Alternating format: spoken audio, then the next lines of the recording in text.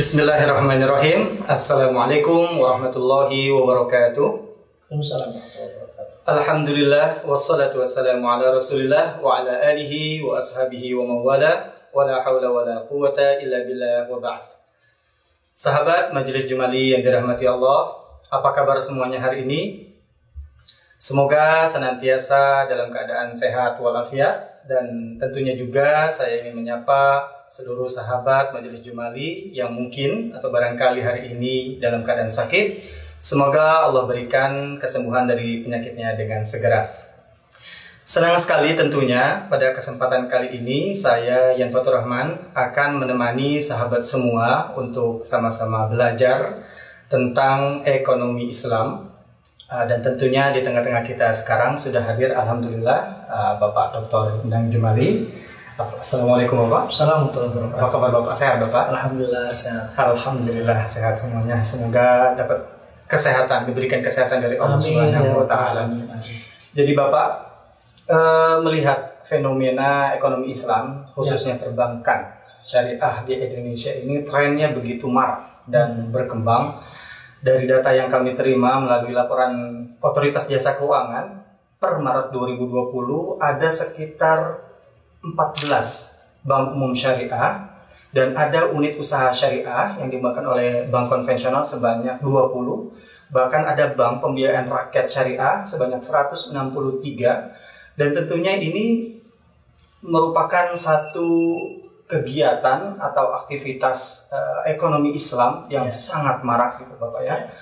Nah, sayangnya mungkin sebagian kalangan dari kita ini belum aware atau bahkan belum sadar atau bahkan belum paham mengenai ekonomi Islam itu sendiri.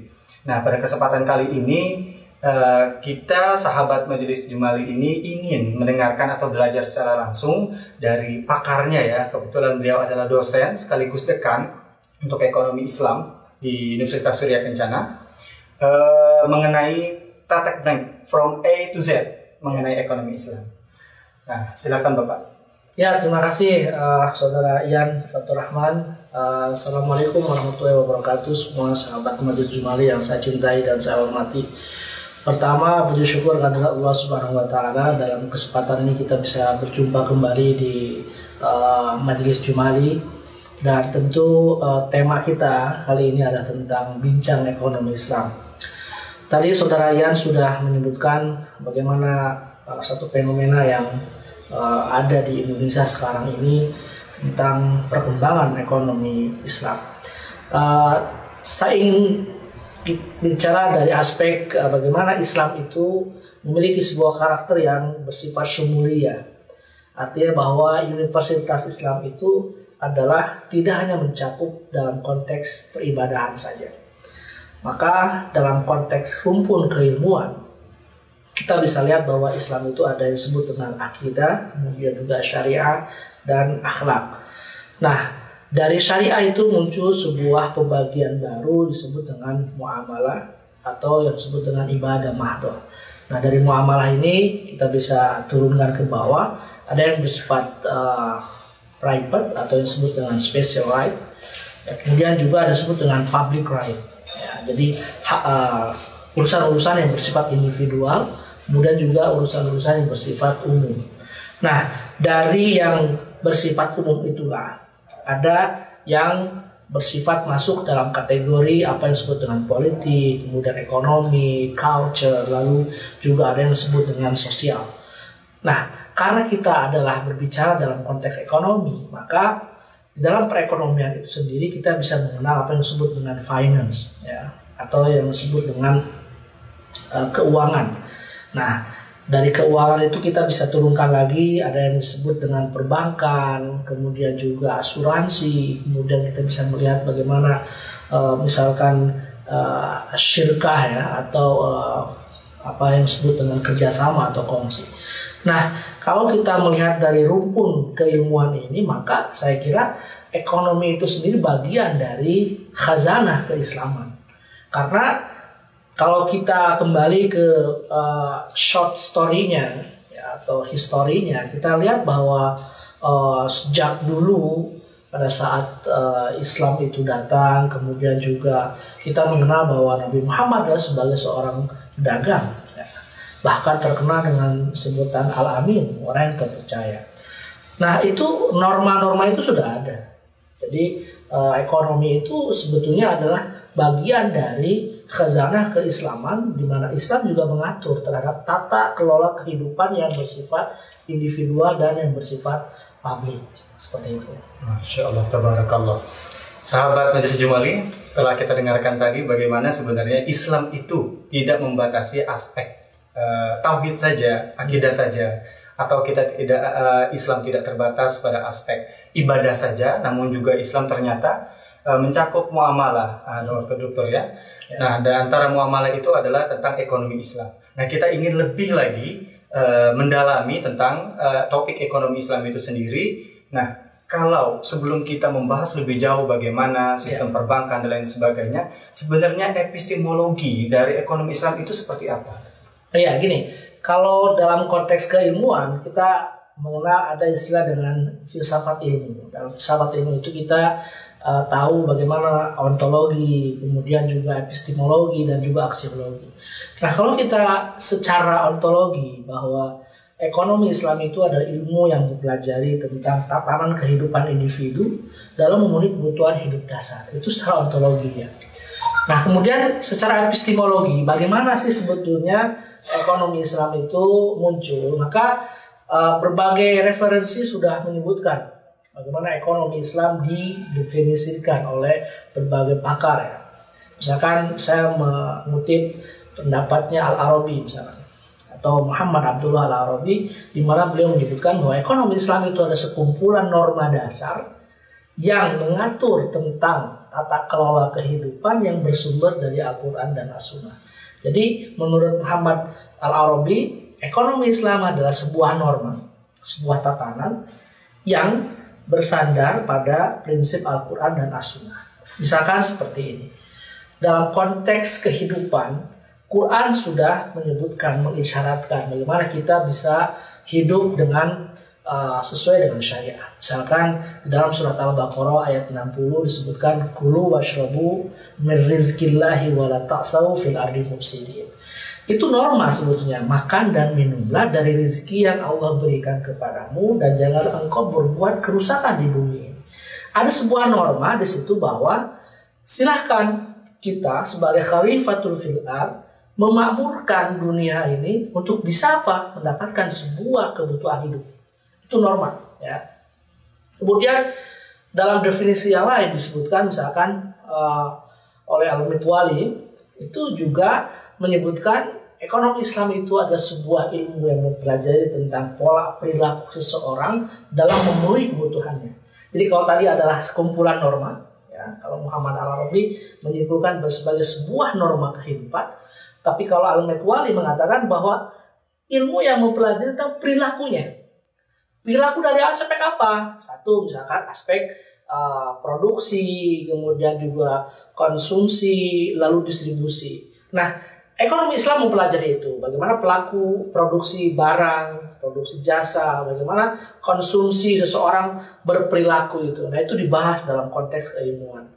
Itu dari aspek epistemologi. Lalu ketika kita bicara tentang aksiologinya, bahwa ekonomi Islam itu adalah sebuah tatanan, sebuah keilmuan di mana aksinya adalah how to get the new atau apa yang disebut dengan syariah law-nya. Jadi bagaimana kita bisa mendapatkan sebuah tatanan syariah dalam konteks kehidupan sehari-hari. Itu aksiologi. Jadi secara ontologi, kemudian epistemologi dan aksiologi, clear Islam mengatur itu semua. Ya.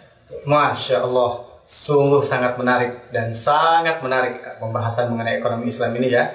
Mungkin bagi sahabat Majelis Jumali yang belum banyak mengerti tentang apa itu ontologi atau itu epistemologi atau aksiologi, nah silakan disaksikan kajian ekonomi Islam yang disampaikan oleh Dr. Jumali tadi. Selanjutnya Dokter, ini melihat kalau kita lihat bank konvensional itu sudah menjadi hal yang biasa, seolah-olah bank Islam itu baru dan seolah-olah tidak belum diakui 20 tahun terakhir itu. Apakah sebenarnya ekonomi Islam melalui perbankan syariah yang transaksi bank syariah itu adalah ilmu baru, atau sebenarnya dia mempunyai sejarah yang jauh sudah ada sebelum bank konvensional itu sendiri? Ya, dalam konteks ini perbankan syariah itu kan bagian dari satu pola atau disebut dengan pilar dari ekonomi Islam. Tapi sebelum itu saya ingin meneruskan dalam konteks kesejarahan bagaimana sebuah ilmu ekonomi Islam itu muncul. Nah, di dalam bukunya As-Siddiqi ya, disebutkan bahwa tahapan kesejarahan ilmu ekonomi Islam itu muncul itu kan dilihat dari tiga fase ya. Pertama itu adalah dari setelah hijrah Rasul sampai ke tahun 450 Hijriah. Ya, jadi di situ sudah mulai muncul tokoh-tokoh ekonomi Islam, ya, seperti misalkan Abu Yusuf, Al-Imam Al-Ghazali, Junaid Al-Baghdadi, ya. Kemudian juga Ibnu Taimiyah, ya. Kemudian Ibnu Khaldun setelahnya, ya. Dan jauh sebelum Adam Smith membuat atau menulis sebuah buku tentang ekonomi modern, itu sudah muncul ya apa yang disebut dengan karakter atau implikasi dari ekonomi Islam itu sendiri. Bahkan di dalam bukunya Adam Smith itu disebutkan bahwa kehidupan ekonomi yang modern itu justru ada di negara Arab. Ya, dan di dalam buku Adam Smith disebutkan justru perekonomian yang terbelakang adalah ada di wilayah Amerika. Ini sebuah indikasi bahwa memang keilmuan syariah itu, keilmuan ekonomi Islam itu sudah muncul sejak masa para sahabat.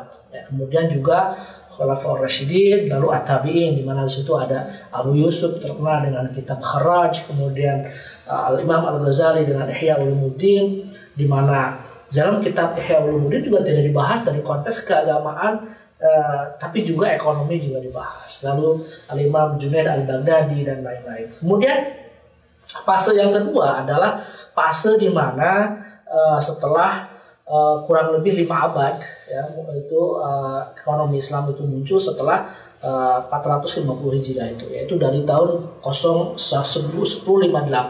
sampai 1446 Masehi, sorry. Jadi di situ udah muncul beberapa imam, ya. Ibnu Khaldun, Ibnu Taimiyah, dan fokusnya adalah bagaimana tatanan kehidupan itu sudah mulai menyebutkan tata aturan. Bagaimana seseorang bisa memenuhi kebutuhan hidupnya, itu sudah diatur dalam norma-norma itu. Lalu fase ketiga adalah fase setelah masuk ke tahun 1932. Ya, 1932 Masehi tentunya. Nah, itu berbagai muncul madhab-madhab mainstream. Di situ ada Dr. Umar Chapra, Metwali, Manan, ya. Kemudian di kita muncul berbagai pakar-pakar, ya, termasuk kakanda saya, guru saya, Dr. Muhammad Syafi Antonio, kemudian juga Profesor Dr. Kiai Haji Didin Hafidhuddin, ya, Dr. Erwandi dan lain-lain. Semua adalah bagaimana sejarah perekonomian Islam itu muncul. Lalu kemudian perbankan syariah atau perbankan Islam di Indonesia mulai muncul ketika dimulainya musyawarah MUI di Bogor, ya. Dan secara keseluruhan, secara global diawali dengan pendirian Islamic Development Bank di Jeddah pada tahun 1776. Maka lahirlah peradaban-peradaban baru yang sifatnya itu fokus ke perekonomian Islam. Seperti itu. Masya Allah. Jadi bisa dikatakan ya, Dokter, bahwasannya ekonomi Islam itu mempunyai akar yang sangat kuat. Betul.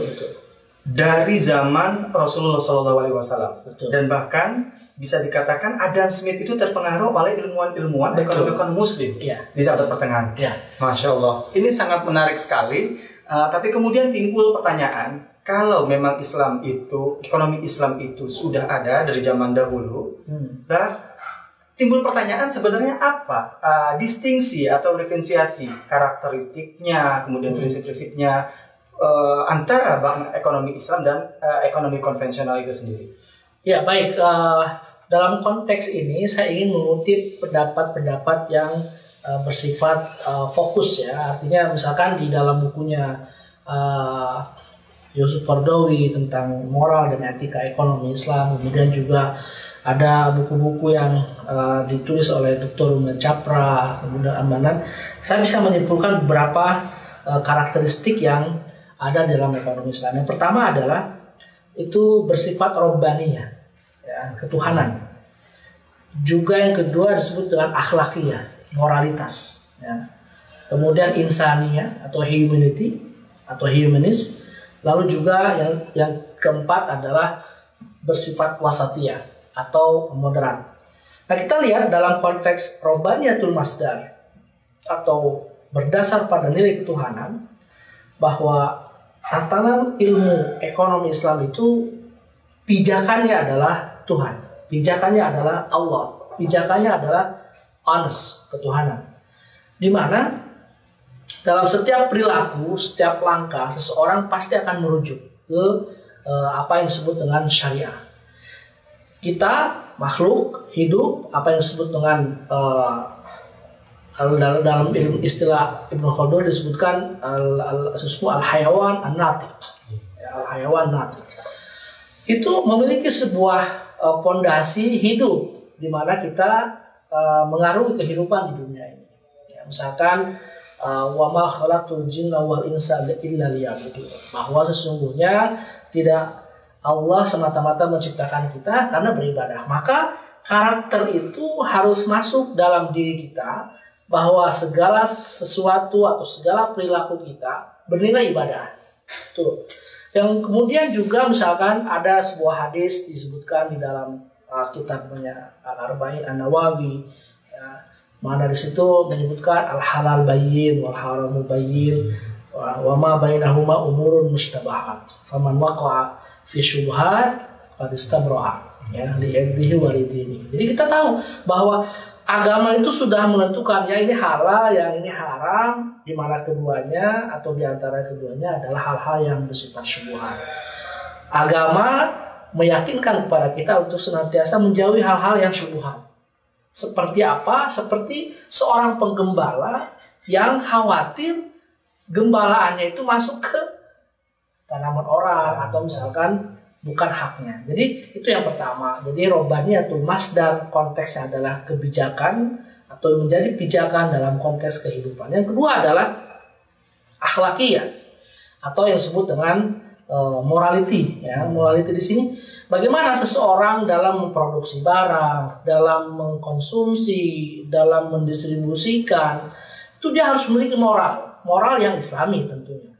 Dalam konteks produksi dia tidak curang, ya. Dalam konteks distribusi juga dia tidak menzalimi orang. Lalu juga dalam konteks prosesnya, ya, betul-betul memperhatikan kriteria keislaman. Ya, barang harus halal, kemudian juga dimulai dengan niat ibadah, ya, kemudian senantiasa berpegang teguh, ya, kepada Allah dengan mengucap bismillah pada setiap bekerja, kemudian diakhiri dengan mengucap alhamdulillah.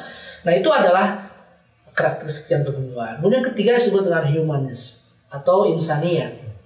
Bagi seorang pelakunya, bagi seorang wasilahnya atau sarananya, kemudian juga targetnya itu mesti harus memiliki apa yang disebut dengan homo islamic economies. Ya, jadi bukan homo sosial saja, tapi juga memiliki sebuah konteks yang lebih ini. Yang terakhir adalah wasatiyah moderat. Ekonomi Islam itu harus moderat. Artinya bahwa bagaimana aplikasi teori-teori ekonomi modern masuk ke dalam teori ekonomi Islam. Ya. Jadi kita tidak mesti harus sepenuhnya bahwa ini tidak ada dalam Islam. Ini adalah ada dalam Islam. Karena sesungguhnya ekonomi modern atau teori-teori modern itu sebetulnya adalah bagian dari ekonomi Islam. Ya. Banyak contoh, banyak hal yang disebutkan dalam konteks perekonomian Islam justru diambil oleh ekonomi modern atau teori-teori finansial modern. Contoh misalkan dalam konteks teori ekonomi modern kita ada yang disebut dengan teori random walk. Ya. Kemudian juga ada yang disebut dengan bubble price misalnya. Islam sudah mengajarkan random walk ini kan bagaimana konteksnya adalah mengelabui harga, mengelabui konteksnya trading dalam sebuah komunitas. Islam sudah melarang bahwa kalau itu terjadi, maka yang ada adalah menjadi bom waktu. Itu Islam sudah mengajarkan. Ya. Jadi konteksnya dalam humanis, kemudian konteksnya dalam kemoderatan, ekonomi Islam jelas. Ekonomi Islam itu moderat, ya artinya wasatiyah. Dalam konteks istilahnya Pak Adi Warman disebutkan la yukadzibuhu qat'an wa la yusaddiquhu qat'an. Jadi janganlah engkau membenarkan sepenuhnya tentang teori-teori ekonomi modern dan juga janganlah engkau sepenuhnya membohongkan gitu. Jadi kita harus fi al-wasat. Kalau boleh saya simplifikasi dari hasil belajar kita tadi, jadi 4 karakteristik yang membedakan antara ekonomi Islam dengan ekonomi konvensional, dokter ya. Yang pertama itu tadi robaniyah ya, unsur ketuhanan. Yang kedua kemudian insaniyah, yaitu humanisme. Yang ketiga akhlakiyah, yaitu moral. Dan yang keempat adalah wasatiyah, sistem moderasi. Ini sangat menarik kalau kita mau bahas lagi. Namun demikian, sebelum kita lanjutkan ke dalam pembahasan yang lebih jauh, jangan lupa jika ada pertanyaan silahkan ditulis di dalam komen pada channel Majelis Jumali, dan tentunya jangan lupa di subscribe dan aktifkan lonceng notifikasinya.